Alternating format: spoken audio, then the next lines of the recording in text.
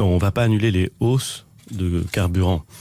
Des taxes, la taxe carbone. Non, on ne va pas annuler la taxe carbone. Notre objectif, c'est de permettre aux Français, progressivement, ça ne peut se faire que progressivement, et en les accompagnant, de se libérer de cette dépendance à une énergie chère, étrangère et polluante.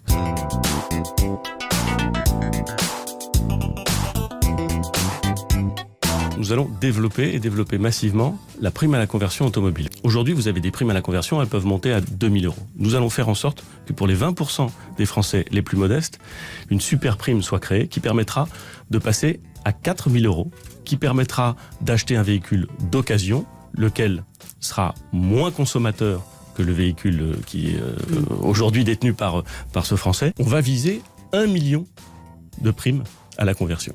On va doubler l'objectif qui avait été affiché au moment de la campagne électorale.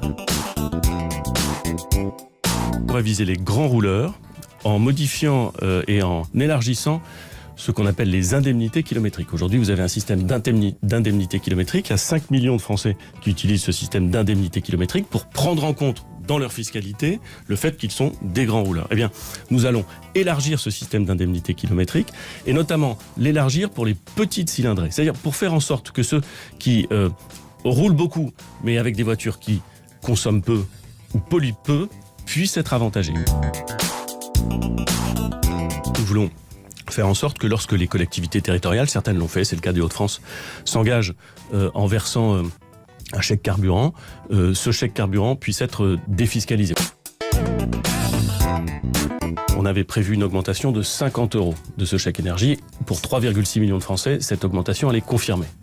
Et puis on va élargir la cible du chèque énergie. On va passer de 3,6 millions de Français qui sont concernés à 5,6 millions de Français. Nous allons développer la prime à la conversion, mais cette fois-ci non pas automobile, mais des chaudières, pour faire en sorte que les Français puissent là aussi se libérer de cette contrainte extraordinaire d'utiliser le fioul pour se chauffer. L'idée, c'est d'utiliser l'ensemble de ces mesures à compter du 1er janvier 2019.